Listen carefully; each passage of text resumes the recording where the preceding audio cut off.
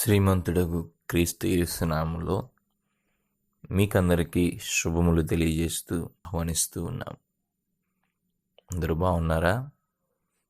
దేవుని ప్రేమ మన మీద దినదినము అధికమవుతున్నది కాబట్టి మరొక దినాన్ని మనం చూడగలుగుతూ ఉన్నాం.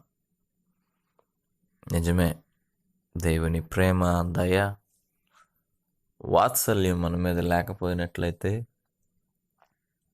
మనము ఈ విధంగా మన జీవితంలో దినము వెంబడి దినము కలిగి ఉండడం అసాధ్యమే.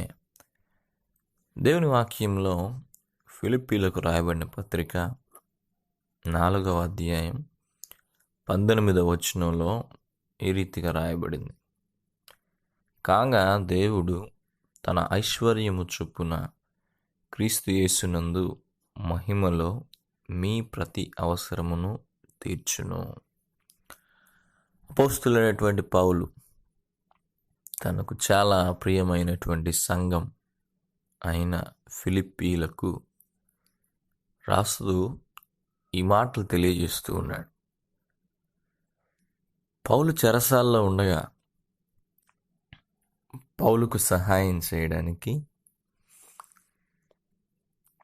ఎపఫ్రోదితు అనేటువంటి ఒక వ్యక్తి ద్వారా కొంతమేర బహుమానాన్ని ఫిలిప్పీలు అపోస్తులైనటువంటి పౌలుకు పంపించినటువంటి వారుగా ఉన్నారు. పౌలు యొక్క జీవితంలో కలిగి ఉన్నటువంటి అవసరతను గుర్తించినటువంటి వారై వారు చేసినటువంటి మేలును బట్టి, వారు చేసినటువంటి మంచి క్రియను బట్టి దేవుడు వారికి ప్రతిఫలం ఇస్తాడు అని తెలియజేస్తూ ఈ మాటలు రాస్తూ ఉన్నాడు. ఆయన అంటున్నటువంటి మాట చూడండి, మీరు ఈ విధంగా చేశారు కాబట్టి నా మేలును ఆకాంక్షించి నా అవసరతలో ఈ మంచి పనికి మీరు పూనుకున్నారు కాబట్టి దేవుడు తన ఐశ్వర్యం చొప్పున క్రీస్తు యేసునందు మహిమలో మీ ప్రతి అవసరమును తీర్చును అని అంటున్నాడు. ఈ వాక్యాన్ని జాగ్రత్తగా మనం గమనించినట్లయితే ఈ లోకంలో ఉన్నటువంటి ఎవరికంటే కూడా మనం ఆరాధిస్తున్నటువంటి మన దేవుడు ఐశ్వర్యవంతుడు.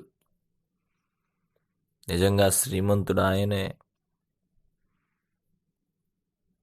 ఆయన తన ఐశ్వర్యము చొప్పున ప్రతి వ్యక్తికి అవసరమైనటువంటి ప్రతి ఒక్కదానిని అనుగ్రహిస్తూ ఉంటాడు.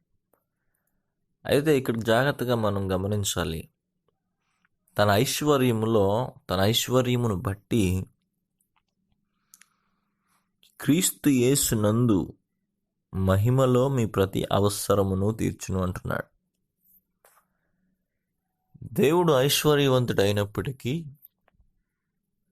తన ఐశ్వర్యమును బట్టి ప్రజల యొక్క జీవితంలో కార్యం ఏ విధంగా జరిగిస్తాడు అంటే,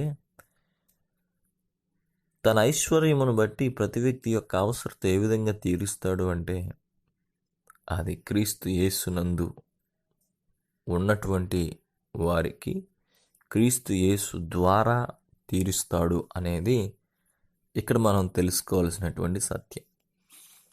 ఎందుకు క్రీస్తు యేసు ఇక్కడ వచ్చాడంటే,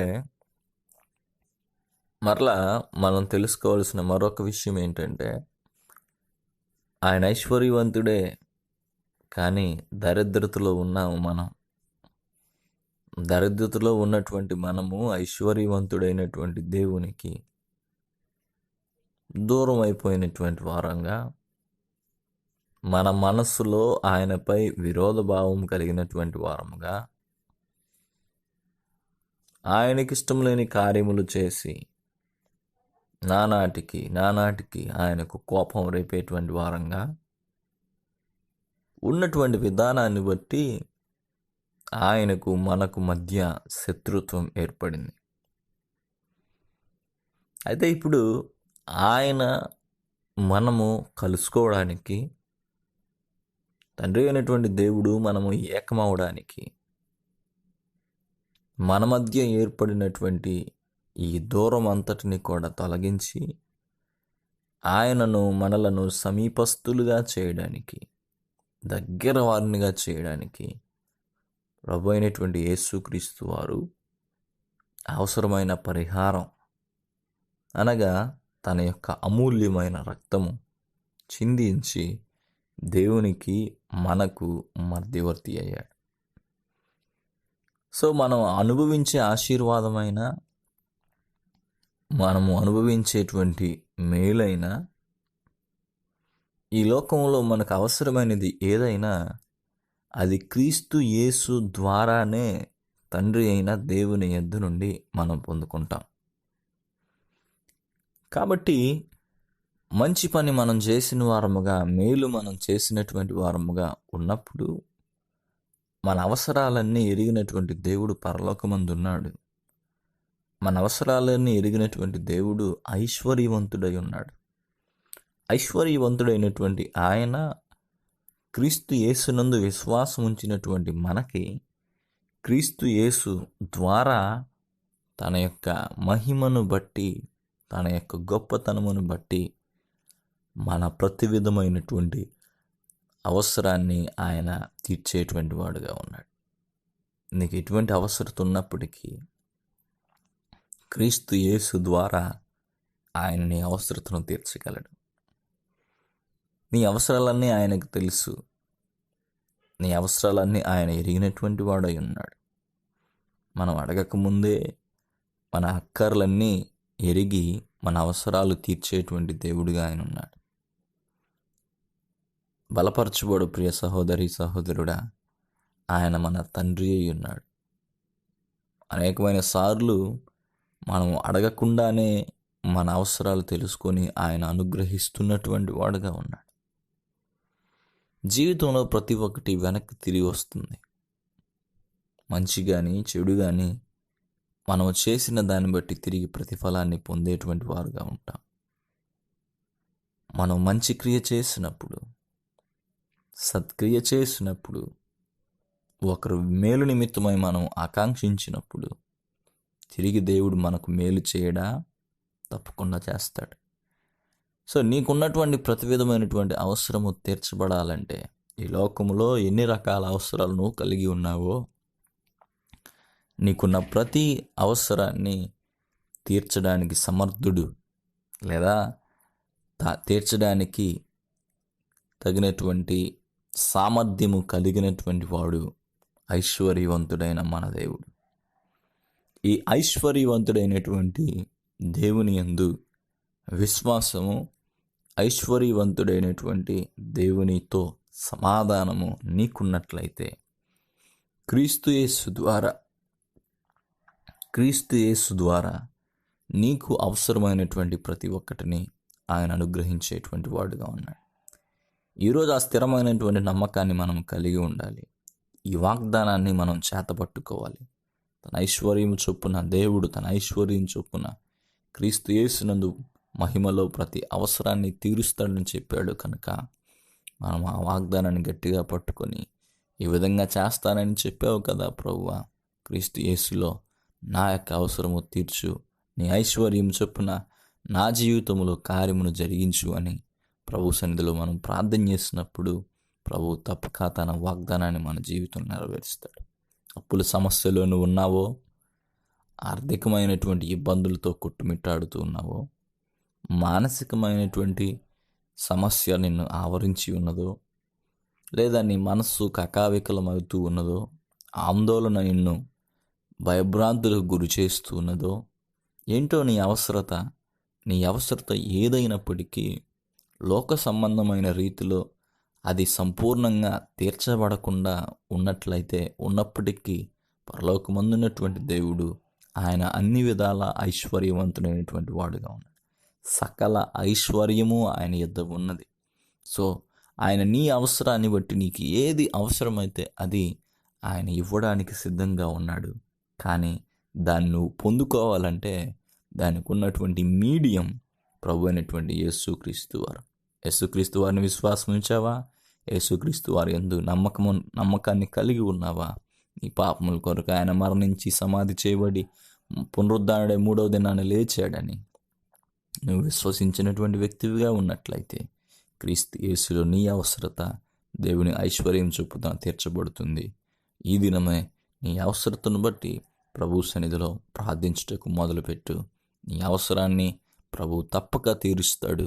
నీ జీవితంలో నీకు అవసరమైనటువంటి దాన్ని పొందుకున్న మీదట దేవునికి కృతజ్ఞతాస్తుతులు చెల్లిస్తూ ఈ లోకంలో కొనసాగే విధంగా ఆయన నిన్ను చేస్తాడు.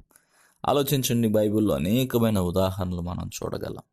వారు దారిద్రమైన స్థితిలో అప్పుల బాధల్లో కూరుకుపోయినప్పుడు దేవుడు వారి యొక్క అవసరతను తీర్చాడు. తన ఐశ్వర్యం చొప్పున గొప్ప కార్యములు వారి విషయంలో జరిగించాడు. ఆకలి బాధలు తీర్చబడ్డాయి. ఆర్థికంగా దిగువ స్థితిలో ఉన్నటువంటి వారిని గొప్ప ధనవంతులుగా చేశాడు. సమస్తము కోల్పోయినటువంటి వారికి రెట్టింపైన ఆశీర్వాదాన్ని ఆయన ఇచ్చాడు. సో దేవుడు తీర్చలేనటువంటి ఎటువంటి అవసరత లేదు కాబట్టి ఆయన ప్రతి విధమైనటువంటి గ్యాప్స్ అన్నీ కూడా ఆయన ఫిల్ చేయగలడు. కాబట్టి ఆయన విశ్వాసముతోటి ఈ దినాన ప్రభు సన్నిధిలో ప్రార్థిస్తూ ఆయన ఇచ్చేటువంటి తన ఐశ్వర్యం చొప్పున ఆయన అనుగ్రహించేటువంటి వాటన్నిటిని పొందుకుందాం. అట్టి కృప ప్రభువు మనకు దయచేయునుగాక. ఆమేన్. ఐశ్వర్యవంతుడైన మా తండ్రి, నీకు స్తోత్రాలు. క్రీస్తు యేసు ద్వారా మా అవసరాలన్నిటినీ తీరుస్తాను అని చెప్పినటువంటి వాడానికి స్తోత్రాలు. క్రీస్తు యేసునందు విశ్వాసం ఉంచినటువంటి ప్రతి ఒక్కరి జీవితంలో వారు కలిగి ఉన్నటువంటి అవసరములను మీరు తీర్చండి. మా అవసరాలన్నీ నీకు తెలుసు కనుక నీ కార్యం మాలో జరిగించమని ప్రార్థిస్తున్నాం. నీకు లోబడినటువంటి జీవితాలు మాకు దయచేయండి. నీ యందు విశ్వాసము చేత అవసరమైనటువంటి మేలును మేము పొందగలిగినట్లుగా సహాయం చేయి.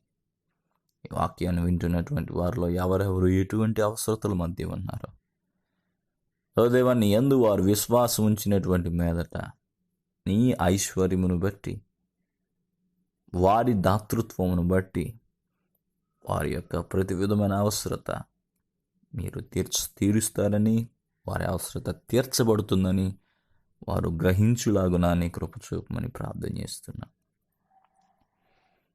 నీ యందు విశ్వాసముతో ప్రభువా, నిరుత్సాహపడక, నిరాశను విడిచిపెట్టి, ఆందోళన విడిచిపెట్టి, ప్రతి విధమైన చీకు చింతను విడిచిపెట్టి నిన్ను స్తుతిస్తూ ప్రతి అవసరతలో ప్రభువా సమృద్ధిని పొందుకున్నటువంటి వారై లేమి లేక నిన్ను వెంబడించినట్లుగా నీ కృప చూపమని, ఈ వాక్యం ద్వారా అనేక మందిని మీరు కదిలించి నీ రాకడ కొరకు సిద్ధపరచమని ప్రభువును రక్షకుడైన యేసుక్రీస్తు నామములో ప్రార్థించి అడిగి వేడుకుంటున్నాం మా తండ్రి.